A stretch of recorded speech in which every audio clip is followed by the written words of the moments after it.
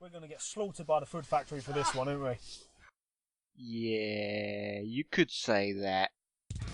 Hello ladies and gentlemen, and welcome to the Fudd's review of AEW ShowTime 5.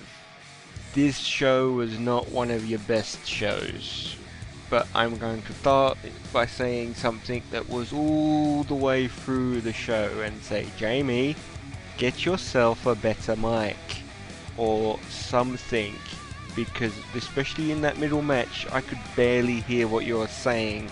Get the better mic. But on a positive side, I will have to say that the camera work was significantly better. It wasn't distracting. There are improvements that could be made, but it's good work. And as for the new intro, yeah, I like the new music. The new music's pretty good, and it works really well. So let's start with the first segment, and the first segment was the promo between Ryan Storm and Benji. Now, as you were listening to them, it was very obvious it was scripted. The way they were speaking, they were just trying to remember their lines. Benji does speak like a robot, right up until the point where it was pointed out that he speaks like a robot, and that kind of twigged in his head to he has to make things more fluid. Then he improved significantly. But in the beginning, before the robot pop, he was definitely speaking like a robot, where he was remembering his lines, and that is what I have to say.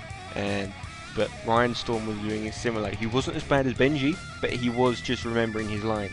But talking about the remembering of these lines, hey Benji, there is no excuse for getting the name of the championship when the letters are in big giant letters right in front of you.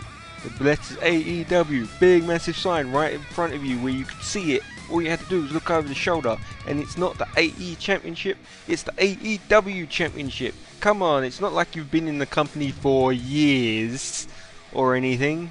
For those who don't know, Benji was one of my biggest rivals in the AEW, so that's how long he's been in it. And I haven't been in England for like 6 years, something like that. So that shows you how long Benji's been in the AEW and he can't remember the name. That's bad. But then at the end of the promo, they shake hands, and then Ryan Storm pulls him back and then gives him a pop, which is a really good heel move. But I think it would have been better for a cheap shot. Just not something that's going to injure him, just like something to put him on the ground and just walk away so he's holding his face or something. Something like an elbow or a forearm. I think that would have been a lot better, and then he could be more cocky and hold up his hands while Benji's on the ground holding his face. I think that would have been better than just yeah, we will see who's better, or whatever he said, I can't remember.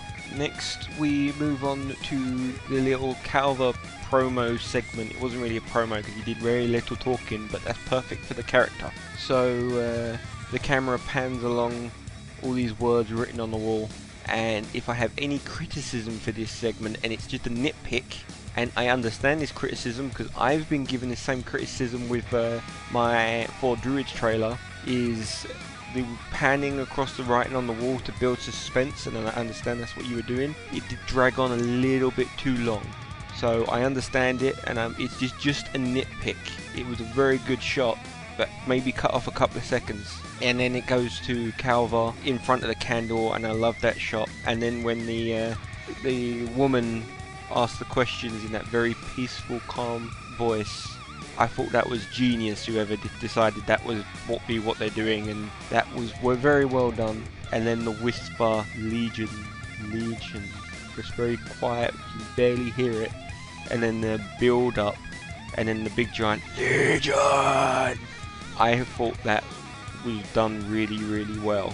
But another criticism I have about this segment was at the end when we did the Bray Wyatt bit at the end, where the flashing images. It was a bit of a Bray Wyatt ripoff. I think that segment would have been good to build up Legion and then go quiet and fade off into the next scene. I think that would have been a lot more effective, and be quiet right up until you get to the next scene. I think that would have been a much better effect. So maybe cut off the Bray Wyatt ripoff bit. But overall, I really enjoyed this segment. It was very creative, and I would like to see similar sort of segments from Calva in the future. I think it worked really well. Okay, next was Benji versus Ryan Storm for a spot in the Fatal 4-Way for the AEW Championship. Match starts off with a sort of taunt from Ryan Storm. I think this was done really well. He's a heel, gets under the skin, and then Benji showed a hell of a lot more aggression because he's been digged at over time. I like that. It can work as a babyface if you have a reason to do it as a babyface, and Benji had that reason. We're going to get slaughtered by the Food Factory for this one, aren't we? You can't nothing about this. One ref out of 3 weren't bad.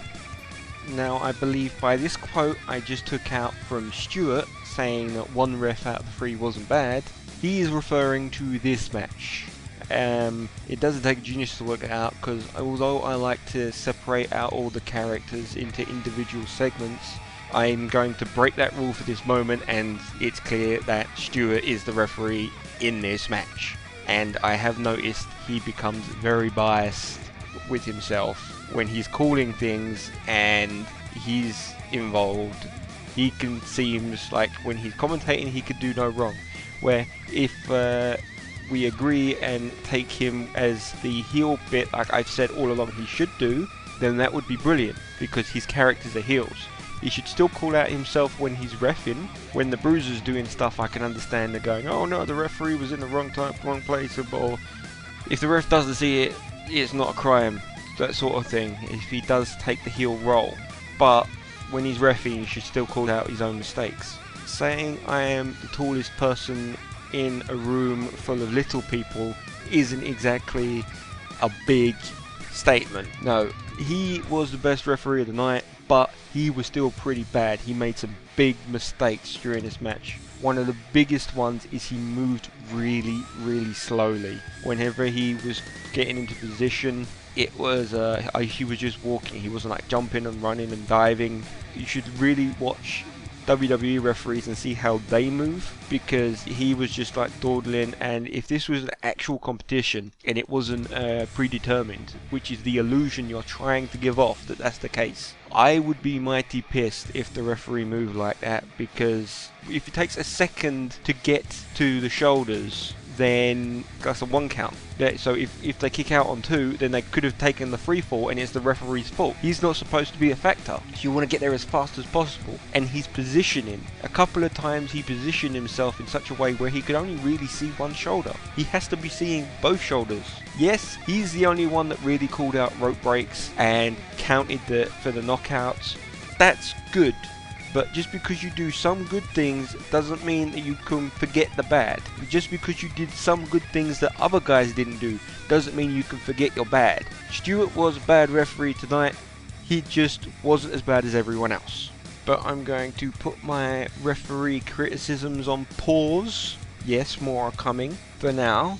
And go back to the actual competitors in the ring and say about the figure of fours. Someone teach these people how to do a figure of 4. If I had someone I could show you a figure of 4 on and record it, I would do it. But I don't have anyone really I could just show you on, because you all do it wrong. The only one I saw actually do it correctly was Christian, and it was being blocked.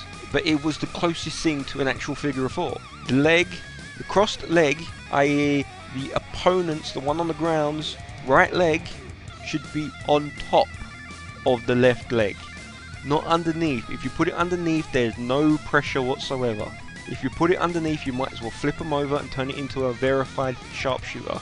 There would be more pressure that way, and even then that would be wrong, but it'd be more forgivable than what you guys are doing with these figure of 4s. If you don't know how to do the figure of 4 properly, don't do the figure of 4. You can practice it in a practice match, but if you're recording something for the actual show, if you're not convinced you can do it properly, don't do it. But then near the end of this match, they had a bit of a false finish where, yes, the referee was in the wrong position, but I believe that was a booked decision and that was how it was supposed to happen. So you should still call it out as bad reffing in commentary, because it was the biggest mistake in the show, looking at it as though everything is legit. But it was a bit of an unnecessary false finish, because then Benji won the match in a couple of minutes afterwards anyway. So it was a bit, well, what was the point of that? I guess it was kind of a double bluff situation. I could read into that watching this. If it was a WWE that pulled that out, I would think it would be like a Brock Lesnar Undertaker finish, where Benji is arguing with the ref because he was tapping, and then Storm takes the victory, but then Benji wins again. So I could understand that as a double bluff. So maybe that was good.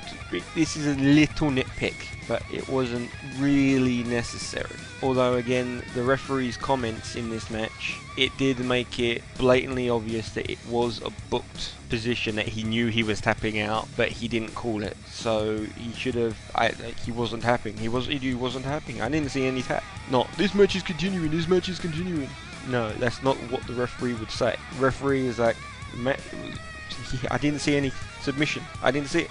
So you really need to think about what you're saying, even if all you're doing is refereeing. Constantly think about it. Every single person in that place needs to specifically know what they're going to do in which situation, especially if it's a booked scenario, because then you can foresee it. And I really liked Storm's reaction at the end of the match, where he jumped Benji. I think that was brilliant for his character, and it shows that he's a heel. Sometimes his character can be a bit confusing, whether he's supposed to be a heel or a babyface. I think he works better as a heel, so that should be where he aims towards. And the whole tweener thing is not something you want to aim for, because there's not a lot you can do with that. You can use that person to fill in lots of gaps if he's a tweener, so then you can say, oh, you can fight heels and you can fight baby faces. You just work differently depending on which ones. But I don't think a tweener will ever properly be able to be pushed too far. So I personally think he should lean more towards the heel section, because he works a lot better that way. And then after this match, they get a interview segment with both guys, starting with Benji's. And after just being jumped, they ask him, so Benji, how do you feel? And he goes, I feel awesome. You were just jumped. Some guy just attacked you after a match, and you feel awesome. You should really think about all of the factors first. How the promo should have ended up going was like, I'm pissed. Yeah, it was brilliant being back in the ring, but that coward jumped me from behind after I won the match. Yeah, I'm going to the Fatal 4-Way match for a shot at the title. But that coward, why would you jump me? You piece of shit. Similar sort of thing. Mainly focus on the rage of being jumped. Just like Storm's promo, where he was really pissed, and he was right to be pissed, because he lost his shot at the AEW Championship. So I personally think he did really well in that promo. He did exactly what he needed to do. Okay, next match was Calva versus Legion. Now during the entrances, Legion came out with his cowboy hat as usual, but then he removed the cowboy hat, revealing a bandana. Now I really like his look. It makes him look a bit more intimidating. Before, he kind of looked like a big giant teddy bear, but with the bandana he looks a little bit more sinister, and I think that's good for him. Although one problem I have with his ring attire is I think he needs to get a longer t-shirt, because as the t-shirt comes up and the trousers go down a little bit, you see a little bit of bum crack, and that's not very intimidating. The builder's bum is not intimidating in the slightest. Now this match's referee, I believe, was Christopher, which just sounds weird in my mouth because we all know who he really is, but let's carry on there. And he was bad. He missed God knows how many calls. He likes to use the rope breaks when he's in a match, but when he's calling the match, it's just no, there's no rope breaks. Considering he didn't call any rope breaks whatsoever, it would be clever if, like, just as the match is about to start, I was like, oh, we just got news just in. This match is now, and the Falls Count Anywhere match. Of course, you'd have to do that over and over and over and over again for how many times there's bad reffing. But yeah, Benji, you need to learn what a rope break is. You need to learn where to position yourself, how to get there fast. You just need to know what the fuck you're doing. It's good that you're focusing on the in-ring work as Benji, but if you're going to referee a match, you need to know what the fuck you're doing. This goes to everybody who's reffing. Know what the fuck you're doing. Now, towards the middle of this match, Legion starts holding his arm, and on my notes I put great selling, but after a bit of a conversation with my inside man, who you would never guess in a million years who my inside man is. Never. Oh, and by the way, don't forget to tune in for the prediction videos for the WWE, where it's me and Jamie who talk about what we think is going to happen in the next pay-per-views. But that's just a random fact. You don't need to just thrown in there. You don't need to know who my inside man is. No. But yeah, according to him, the injury was legit. So unfortunately, I have to take back my compliments on selling, but I have to give you a round of applause for finishing the match if you have a legit injury, and it looked like it was causing you a hell of a lot of pain. So well done on finishing. You probably shouldn't have. Again, the referee should have checked on you a hell of a lot, but I'm thinking in the situation where you get a legit injury, maybe you should call over the ref and maybe even just stop the match there and then, because you can always re-record it at a later date, or the match can get cancelled. Safety's got to come first. If you get a legitimate injury, then well done for finishing. Try to finish if possible, but if it's causing you that much pain, then stop it. And remembering, of course, that no one knew he was legitimately injured until after the match. I have to then prop Calvar for targeting the shoulder, because he could see he was selling it. In his eyes, he was selling it, and I would understand that too. He did look a lot like he was selling. So target the shoulder, keep on the shoulder all the time. Maybe have like a little conversation, like yell something. Actually, it's difficult because it's Calvar and he can't speak, but make a lot of noise at some point and then whisper to him, like straight after making the noise, so the camera gets confused and doesn't pick up the conversation. Say UK, and then he can say no one hurt, or yeah, I'm fine, just selling, or just selling, so it's quick and out of the way, so you don't get picked up by the microphone when it fixes itself. Because that's a good trick to use on microphones, because they adjust themselves. So if you make a lot of noise, like you yell, then you can whisper to your opponent and not be picked up by the microphone. So just think about that. But the commentary team did a really good job about saying about how the match should be ended, and that Legion should be looked at. That was a very good thing. And although his injury wasn't as severe as they said in the show, thank God, it was good that they in the show they hype up and say it's probably the worst thing that's possible happened. So like as they said, he said he teared the muscle. I believe all it actually was a pulled muscle. Saying he teared the muscle makes it seem like he's even more heroic for finishing the match. So that was a good job on that. Then the Sin does a run-in and attacks Calvar. I definitely like that. It made a lot of sense considering the previous events, so it was a good run-in. But then the match continued, and Calvar took the victory after the run-in, and I don't think that was the best move. I think possibly what should have happened was, as Sin ran in, the match should have been disqualified, and then possibly after, if you want to continue it a little bit but not continue the match is over, it's been thrown out, then have Legion do a body splash or a leg drop, considering he was injured, on Calvar, just as an explanation point. But Calvar should have been on the mat by the end of it after the run-in, because as it seemed like there was no point to the run-in. So I think there's negative points. The finish should have been tweaked a little bit, but it's nitpicking again. These are small nitpicks. There are some big issues in this event, but small nitpicks are also twiggling. Next was a Leo Jackson promo, and the only thing I have to say about this was awesome. This was a brilliant promo. I think I really am starting to become a Leo Jackson fan. I am well and truly in his corner. He does have to work a little bit on not missing his strikes but also not potatoing people. But as for his promos and his character, he is spot on. Well done. Best segment of the night. The next match was Christian versus the Bruiser. Now, my problem with this match was it did drag on a little bit. Again, a nitpick, just a small little thing, but that's not so bad. Yet again, terrible reffing. So needs to be worked on. I'm not going to go into details because it pretty much is exactly the same as Benji. I think Benji was a little bit worse, but just keep in mind all of the things I've been saying about reffing.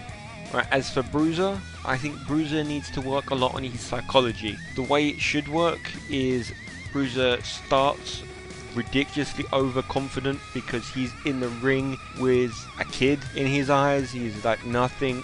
He's gonna make short work of him. That's when he's cocky and he does the silly little things.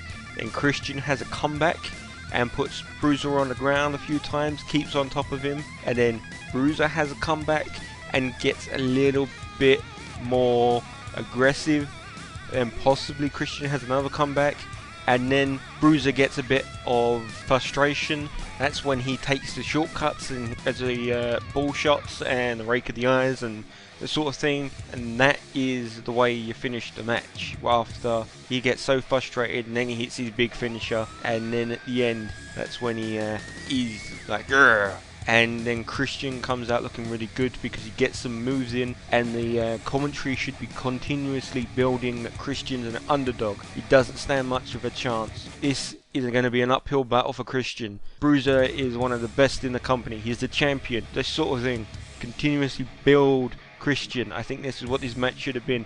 Should Christian have won? Probably not. But this match should have been used to build up Christian. I think Christian would do well being built a little bit. Is he main event level quite yet?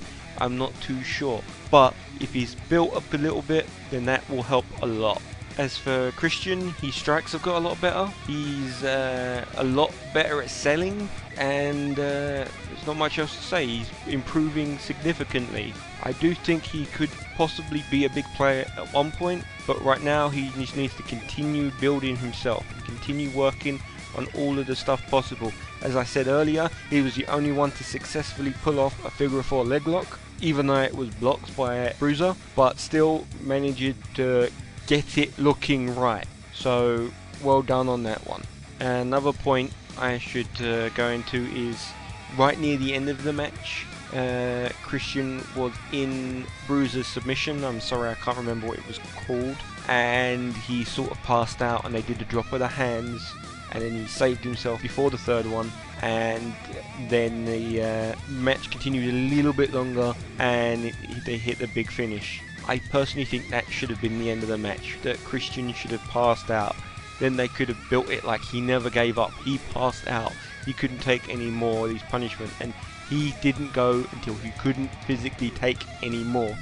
I think that would have been a much better finish for Christian. Overall, I think this was an okay show. It's more along the negative side. I hate to say it because I love the AEW, but this show needs dramatic improvements, mostly with the referees, but some more tweaks in the matches. The matches have got better, but the referees were just far too distracting. All of the referees were far too distracting. Well, I hope you've enjoyed this review. I have suspicion I will get some comments in the description below, and I fully welcome them. Tell me why I'm wrong or why I'm out of line, and just let me know. Letting say other people know, that's all well and good, but if I don't know, then I can't extend what my opinion is and tell you where you need to improve even more. So let me know in the comments below, and if you enjoyed this, please like, favorite and subscribe. I am the Fudd. Thanks for watching.